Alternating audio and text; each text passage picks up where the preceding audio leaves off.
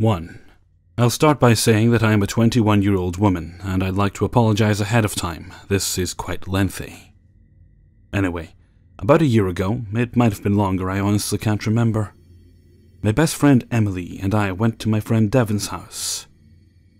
We didn't know what we were in for, just dicking around since we didn't have much else going on, seeing as it was around midnight at the time. So we get there, and it's Devin, his boyfriend Brandon, Emily, myself, and our mutual friend Destiny. We head inside and see a table set up in the dining room. A quick rundown of the layout. It was a typical apartment, not too extravagant. When you enter, straight ahead is the dining room. To your left is the living room, and connecting between the two was a hallway, leading to the bedrooms. We all take a seat around the table except for Brandon, who was off somewhere in the apartment. One of us asks Devin where he went, and that's when he came out and basically flopped this Ouija board on the kitchen table. A few of us exchanged nervous glances as he explained what was going down. He waltzed around the living room, turning off all the lights and plugging in purple LED Christmas lights he has strung up along the walls. I can't remember exactly what he said at this point. I just remember everyone making room around the table. Devin suggested we light candles, which we did, sitting them around the board in random places, enough to see what we were doing, you know? Anyone who's messed around with a Ouija board with asshole friends knows that said friends will do nearly anything to fuck with you. Which was basically what happened at the table. Little tweaks here and there from one of the guys. Eventually we moved to the living room floor and set up in sort of a circle. The pattern was person, then candle, person, and so on. Pretty much a closed circle of candles and bodies. This isn't really important information, just adding in as much as I can recall. We started up again, asking the usual questions. Who are you? When did you die? How did you die? How old were you when you died? Etc. We got a response from a spirit called Jane. Of course, I figured either Devin or Brandon was playing a trick, but I played along nonetheless. Jane said she was 12 or 13 years old, and that she died in the house that used to be in this location before the apartments were built. I can't remember who asked next, or what was even asked, but with all of our fingers on the planchette, it started to move towards yes, then slowly circled its way down the left side of the board, across the center, up to no, down the right side, back up to yes. It was making a slow infinity symbol across the board, and, again, we figured it was a joke. I take my finger off the planchette and look between Brandon and Devin, with a look of, seriously guys? But they both looked as confused as I felt. I get this weird feeling and place my hand back on the planchette. Someone asks something else again, I can't quite recall what it was, and the board goes to the Z, then to the O, Z, O. It continues this pattern until Brandon yelps and swats the planchette across the room. Emily and I exchange glances and the whole group looks at Brandon. As soon as we locked eyes, I knew he wasn't playing around. His eyes were visibly wider than I'd ever seen them, akin to a pug without the dopey factor. "Hey, are you okay?" Destiny asked. Brandon looked at the board for a good few minutes before he spoke, his voice clearly shaken. It was spelling out Zozo." He looked around and understood that none of us were as informed on this stuff as we should have been going into this. He explained that Zozo was basically a really bad thing to get on a board. Dangerous. I could tell he was visibly uncomfortable with going on, but the other three wanted to continue. He said he would, and we got back to it. This lasted for all of about 30 seconds when the planchette started doing infinity symbols again. Brandon refused to play any more that night, and to be honest, most of us were pretty drunk, so we just went to lounging on the sofas, talking about drunken nonsense with the lights still dim. That night continued on without incident, and we all went our separate ways around 5 a.m. Fast forward a few days. Emily and I were in her car with my best friend Kelly. The whole incident had completely slipped my mind. We were just being teenage girls, laughing, joking, blaring the radio, and singing off-key, having a bitchin' time. We decide to go to McDonald's around 10 p.m. or so, and Emily is driving. I am in the passenger seat and Kelly is in the middle of the back seat. As I said, we were loud teenagers laughing in the drive-thru, when Emily decides to get out her phone and take some videos. This part I remember in complete detail. Emily turns up the radio, one of Macklemore's earlier songs, and starts recording. I've watched the video so many times it's ingrained in my memory. First, the frame is on Emily dancing and lip-syncing. Then she turns it on me doing the same. Then to the back seat with Kelly just straight up busting. The camera comes back to me, then to Emily, and that's where it ends. We get our food and pull over to watch the video, since we never got to in the line. We all bunch up shoulder to shoulder and watch the video and laugh and talk. Kelly and I get into a goofy discussion when, I shit you not, Emily is nearly on the verge of tears. Being a great friend, I immediately go into nurture mode and try to find out what's wrong. She looks at me and starts saying about the clip. "I noticed this blob behind your head in the video," she says, looking at me with a look of fear. "Maybe it was just a blur," I say, craning my neck to see the phone. "I thought that too, but I have this app that slows stuff down and... just watch this." She holds the phone out to me and shows me the regular speed video. I don't notice what she's trying to point out, so she opens the slow motion app, and I can clearly see what she's talking about. I feel my pulse speed up and watch this clip about 6 or 7 times. As the camera was trained on me, it wobbled up at my face, then to my body, then my face before passing the frame to Kelly. When the camera was trained on my face, I saw a black mass about the side of my head float into the frame. It looked like some type of hand or something.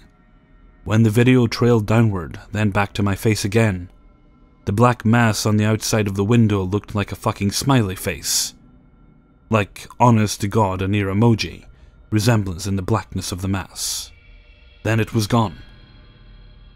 A few people I told this to suggested it could have been someone walking up beside the car, but there was no fucking way. Not only was this fucking thing floating, we would have noticed a person walking up to the car under all the streetlights in the parking lot. I felt sick, literally just nauseous, the rest of the evening. A few weeks go by without incident. In this time my boyfriend at the time had left, packing up and leaving state, so I was at the trailer we shared by myself. This is when shit stirs up again. As I was packing up my belongings for a move to the trailer, strange things started happening. I fell asleep one night, with my glasses on the bedside table, and the next day they were gone. I searched everywhere, but, being as I am blind as a bat, I had no luck. I went 2 days without my glasses before waking up the 3rd day, confused as hell.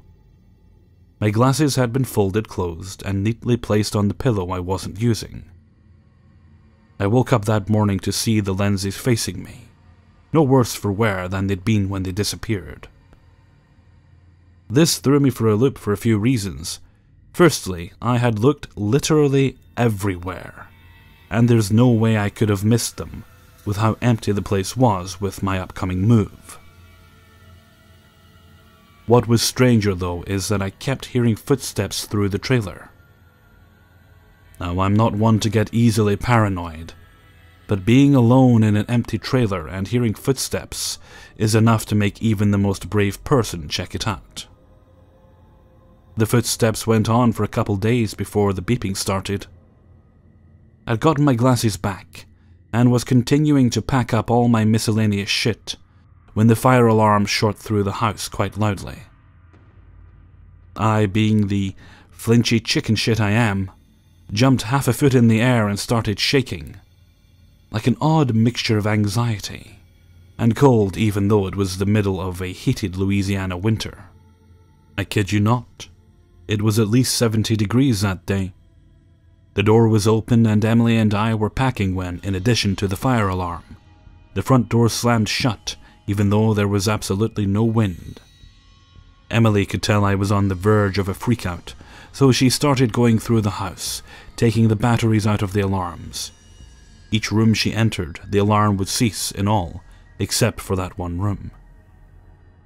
The bedroom, the living room, the bathroom, each room she entered would blare when all the others fell silent. I felt this feeling of overwhelming dread. The incident with the Ouija board had been a few months prior, and honestly, I'd completely forgotten about it. But since the glasses a few days earlier, and the blaring alarms for literally no reason, I started to take this more seriously than I had before. My friend's mom, who was basically my adopted mom, we were just so close, brought by some crystals and a smudge stick. I'm a very spiritual person, less religious, but at this point I was accepting any good vibes I could receive, you know? I kept the crystals around my neck in a small pouch, and Emily and her grandmother pray for us. Again, I'm not religious, but hey, vibes is vibes. Anyway, Emily and I start going through the trailer with the smudge stick, filling the house with smoke, blessing each nook and cranny, the best way we could imagine how. As we walked through the house, the alarms were still going on, following us from room to room. If it hadn't happened earlier for no reason at all, I'd have guessed it was the smudge smoke. But there was still this heaviness in the air. Through the smoky haze, as I was inside the master bedroom, I saw a figure. It was almost ethereal as I stood there. It literally stepped into the midday beams, streaming through the window, catching the smoke, and it just stood there. My ears began to ring, and everything seemed to stop. It was just me, it, and the muffled sound of the alarms. Emily came in and saw it too, and the sound she made snapped me out of my trance. I felt lightheaded and extremely nauseous. She pulled me from the room and out onto the porch through the open front door. We had just stepped onto the stoop when the door slammed into Emily, nearly knocking her down the small staircase. At that point we had had enough. She was scared, I was scared, and all I wanted to do was vomit and take a fucking nap. So we packed up as much of my stuff that would fit in her grandpa's avalanche, and I went back to her place for a few days. I went back once after that to grab a few things I had left behind, and though the alarms had stopped their blaring, they beeped occasionally as I collected my belongings. I could still feel the presence and immediately got dizzy again. In the weeks following, I had fainting spells for the first time in my life. Emily and I would catch glimpses of shadows, or whilst we were driving the wheels would be ripped from our hands, causing us to swerve haphazardly. Like I said, it's been about a year or so since then. I haven't been back to that trailer, and I've never touched a Ouija board since. I was a stupid teen and thought it would be fun, but all I got was a rude awakening and months of torment. I guess this could be taken as a cautionary tale. Do what you will, but word to the wise. Don't fuck with the afterlife, man. 2. It was a warm summer day in 1998. Two of my buds and I were exploring a woody trail near our neighborhood in Maryland. We were all 8 years old and very mischievous kids. In fact, we all three met in detention. I'm changing their names for this story. First there was Mickey, who I'm still good friends with to this day. Then there was Saint. And even though I'm not using his real name, it's pretty close to it out of respect. Saint was a very close childhood friend of mine, and has since passed away at the young age of 21 in 2011. So Saint, this adventurous story of ours is for you. I miss you, bud. While we were exploring, we came upon a strange building. I call it strange because its location was on an isolated patch of land. We later found out the place was a pump control room that controlled a man-made waterfall on the other side of the road. So Mickey, Saint, and I were little urban explorers. We even had to stand on some large rock so our little bodies could look through the windows. It was way too blurry to see anything. We went over to one of the doors it had, It was so rusty that you would have needed a tetanus shot just for touching it. We hurried around to the other door, which only had a plank of wood wedged into it. We managed to pull it off, and were in. We were full of excitement and nervousness. However, it was a bit disappointing because it was pretty much empty. We found 2 pairs of shoes, one even in a fresh box. There were half-eaten cereal boxes and finally a white bucket. We didn't think much of it at all. We noticed a door in the corner of the room. We slowly opened it and could tell it had stairs, but it was way too dark to really see anything. We were all too chicken to go down, so we went back to our fun. I was looking at the control panels on the wall, about to turn some knobs, when Mickey stopped me. He said we shouldn't touch anything. But of course, as soon as he said that, we see Saint holding the building's fire extinguisher. He managed not only to spray it everywhere, but drop it, which echoed an extremely loud noise. We were freaking out, but also laughing. That's when we heard a man shouting something from the corner basement door. We immediately bolted out of there and ran directly back to my dad's house. After that incident, we started a rumor about the building, saying it was haunted by a ghost named the Headless Shoeman. Yes, I know, a stupid random name, but Shoeman caught on and is still talked about to this day. In fact, I remember in about 2008 or 2009, my buddy's 10-year-old cousin was telling me about the Headless Shoeman. I pretended to believe him, but was really shocked that we had actually started a neighborhood urban legend. It took us years later to really think about that day, and realize it was probably just a homeless man squatting in the building. However, there is one thing that still bothers me. How would we have gotten into the building, and then managed to get a wooden board on the outside? Yes, you could think whoever looked after that building just put the board on themselves. But wouldn't they have been suspicious if it wasn't on there? Maybe our made-up urban legend was actually true. I guess since the fire extinguisher was on the ground, and that we probably left our water bottles, whoever managed the building decided to get a real locking system.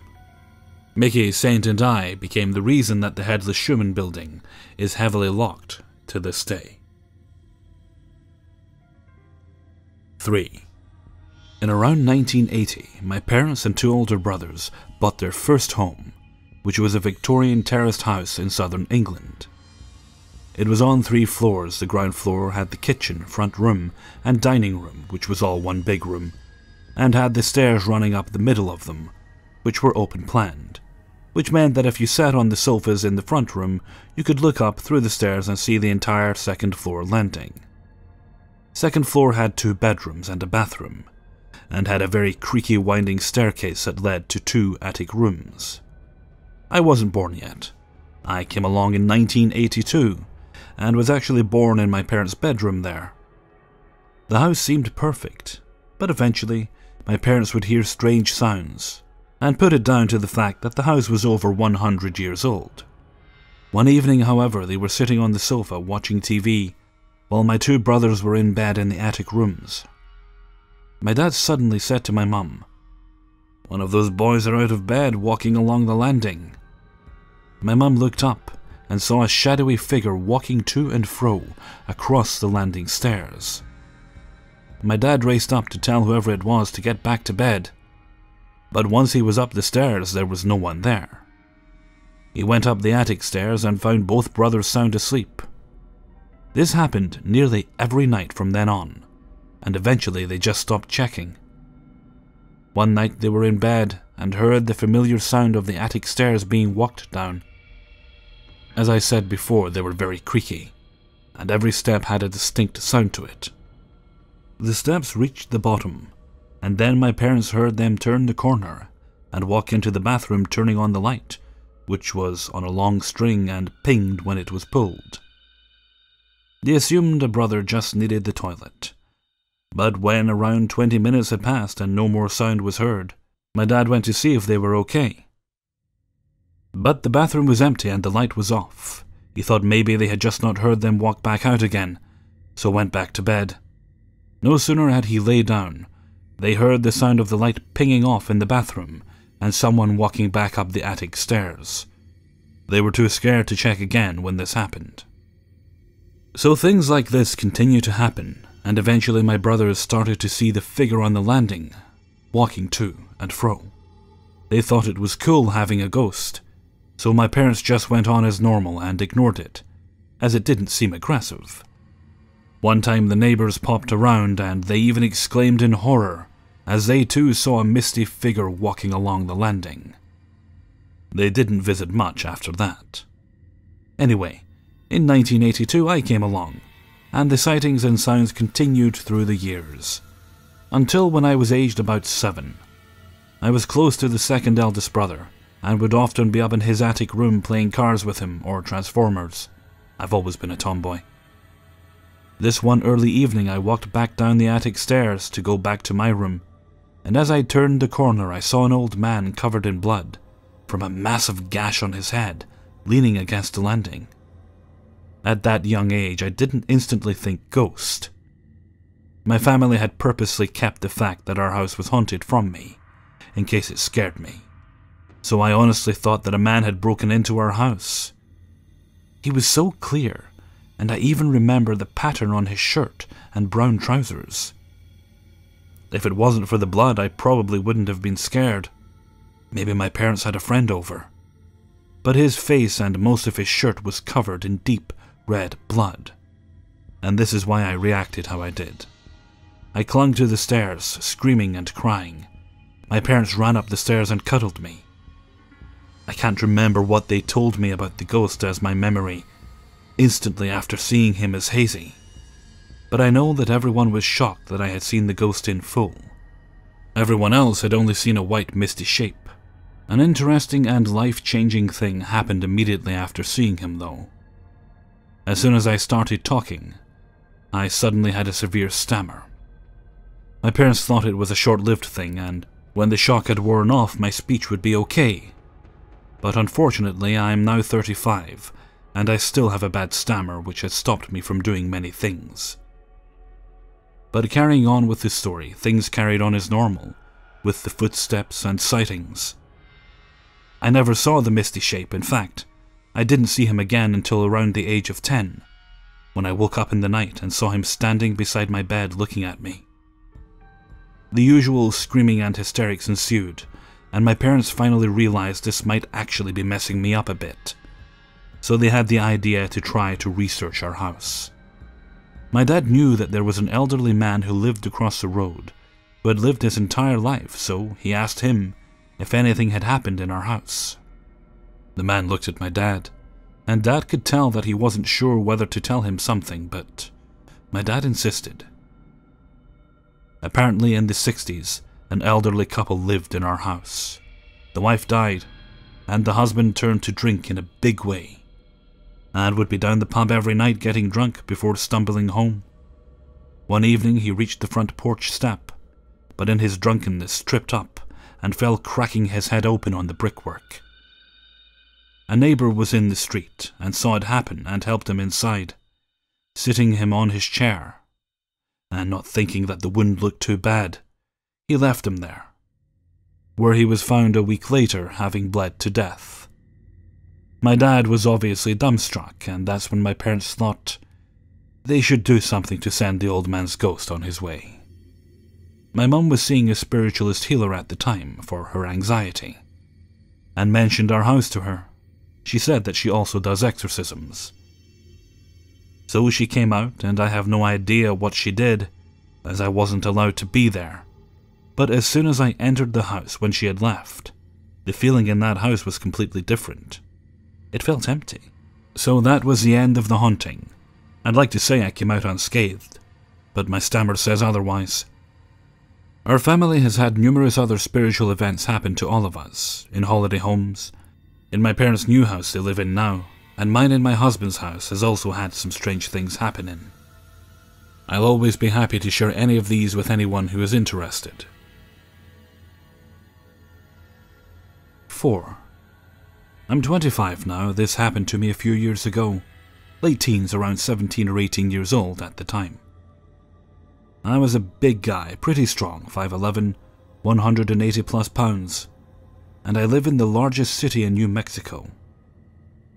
I'll leave that because it might explain something or not, if you happen to know Roswell. I don't know. I was taking my dogs out. Both were medium-sized dogs. We were in the backyard. It was a good-sized dirt yard with a white wood chain-link fence. The yard was only lit by the streetlight at the corner. Yes, this was at night, about 9 to 10 p.m. Don't ask me why I remember that. I would take them out before I went to bed. And no, I didn't smoke or drink or any drugs, really. Anyways, I remember walking along the fence watching my dogs. I saw something silver. I want to say rocket-shaped or something that closely resembles that. I picked it up, thinking it was a kid's toy. Then I looked at it and saw something standing there. It was about 3 to 3.5 feet tall. Red eyes and had a beak, I think. Whatever it was, I don't remember clearly. More like I can't remember, aside from those details. I've seen weird things before in the street, like a black dog with red eyes, only for a second. But nothing happened there. I want to say what I saw didn't belong to this world, but I don't remember anything after that. I then woke up feeling like I can't move. I was facing the wall because I liked sleeping catty-corner to it, and I saw a bright light. The back of my head was burning hot. Now mind you, my family was a poor family. We only had one bedroom, so my brother and I slept in the living room, while my mom had the bedroom. The kitchen was next to where I fell asleep, and when it was cold, and the heater was broken, we had the burners on. It did throw off some light, but not as bright as I saw. I didn't hear anything. I did see something moving in the light. I couldn't figure out what. Then the light dimmed to where it was supposed to be. I got up, grabbed something to drink. I stood there in the kitchen thinking, what the hell just happened? Feeling afraid of the dark, which to my teen mind didn't make sense. Now I've woke up twice before with that feeling of being frozen but without anything out of the ordinary. My mom then came in asking if anything was wrong. Even in the dark, dim light, she could tell that something bothered me. I brushed it off, thinking it was a dream, and let it fade. But it didn't. It stayed fresh in my mind, every little detail, the feelings. I'm getting the same feeling as I write this. More or less, what the heck did I see? In the years since, I haven't woken up with sleep paralysis. To this day, I still don't know. My brother and mom doesn't know anything about it either and thought of it as being weird. If anyone has any idea, let me know. 5. The occurrences, if you could call them that, have died down recently. Now, part of my ability means that I am empathic. I can feel emotions of others. Sometimes it's difficult for me to distinguish the emotions of others and my own, as I am mildly autistic. I have a feeling this is why I feel the dread and being watched, etc. For as long as I can remember, I have been able to feel sorts of things. I get a feeling of dread before something bad happens. Usually how much dread I feel is a pretty good measure of how bad the event will be. For instance, the night before 9/11 I was awake the entire night, with that horrible feeling, almost to the point of being sick. However, around 2007 the ability changed slightly. Anytime I'm home, alone or in a room, I get that same feeling of dread. However, I can tell that it's coming from a specific area of the room, or one of the nearby rooms. Then the noises started. My siblings on occasion, even my parents, can agree with it, though their experiences are far fewer than mine. This time I was 12, as compared with 6 during 9/11. The noises would start around midnight or so, the time when my parents were asleep, and us kids were still trying to fall asleep. Now mind you, our house is over a century old.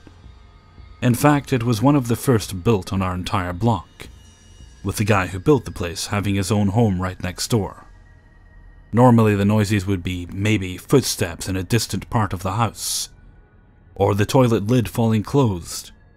But my experiences could be a little different. I would hear the footsteps and the toilet lid and everything, but I would sometimes see things that others apparently couldn't. My parents couldn't understand why I suddenly wanted to sleep with my door closed instead of open, like I used to. They didn't know that every night after they tucked me in, I would lay there, staring at the doors across the hall. The hallway was dark, and I couldn't see anything because I've always needed glasses. But I knew something was there. I just knew. There were 3 places in my room that I could tell had something not right about them. The upper left corner of the room, my closet, and the wall opposite my bed. All of these were quite close to the door. I would see things, shadows moving out of the corner of my eye, always with a feeling of dread and one of being watched. After a few years of this, I was finally able to ignore it and fall asleep almost without incident. Until just a few years ago. Just so you know, I'm now 22. I was in high school when it happened. My door was closed, now to keep the cats out, as well as block the view of those doors. I had fallen asleep, only to be woken up by the worst feeling of being watched that I had ever felt. I opened my eyes, and there, just in front of my door, was a short white figure. It had the usual features.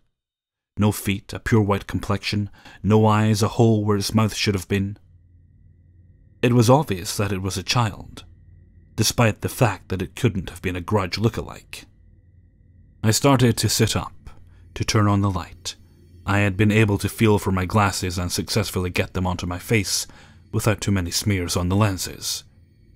The thing faded from view when I sat up and reached for my lamp.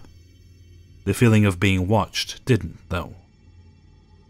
It was just a few months later that the next incident happened. Once again I was asleep. This time, however, I didn't wake up. Rather, I found myself dreaming about one of those group therapy session things.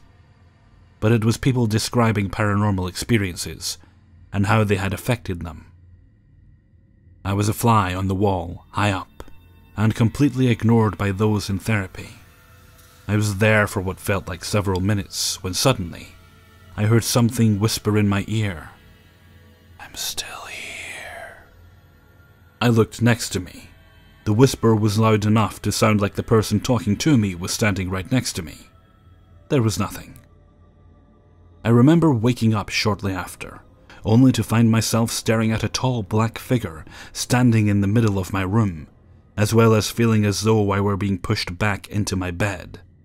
Its head almost brushed the ceiling. I couldn't see the face, as the creature was nothing more than a shadow. I remember the room was lit with a soft blue light, and that the creature seemed to be sucking all the blue light into itself. The whatever it was reached towards me, and then all of a sudden, I woke up again. This time for real. My heart was pounding. I couldn't catch my breath as I searched my room. It was empty, but I couldn't get rid of that feeling of dread and being watched. Needless to say, I didn't sleep again that night. Things have died down since then, at least a little. I still have bad feelings about certain places in our house. Feelings I've also had around other areas of our town, such as the town's centuries-old library and the local cemetery. I hope I grow out of this ability soon, even though I doubt I will. And trust me when I say this was the short version of my story. Hey everyone, Hellfreezer here, and thank you very much for listening to 5 True Scary Subscriber Stories, episode 44. Thank you very much to everybody who sent stories in for this video. If you happen to have a story you'd like to share with me, and you'd like me to read on the channel, then please send it to kingofthecities@gmail.com, and if you click on the description of any video at any time, you'll find the description right down at the bottom, and it is also available on the outro card of every video. Right, now I'd like to say thanks very much to everybody in addition for all the feedback you gave me on last week's video, the question I asked at the end of last week's video. I have considered it, I've taken everything on board, and I have read every comment, and the majority opinion is simply to keep videos, the subscriber videos, as they are, which is good, and that's how I prefer it. There were quite a number of people who would have been happy to separate the paranormal and the regular type of stories, but the majority opinion was either just keep doing what you're doing as long as you're giving us videos, or we actually quite like them that way. The others were a minority opinion, and while I respect your opinion, the majority rules, so we're going to keep going that way. It doesn't mean it won't change at some point in the future. It doesn't mean I won't do away with subscriber stories completely in the future. I might actually end up just folding them into regular videos.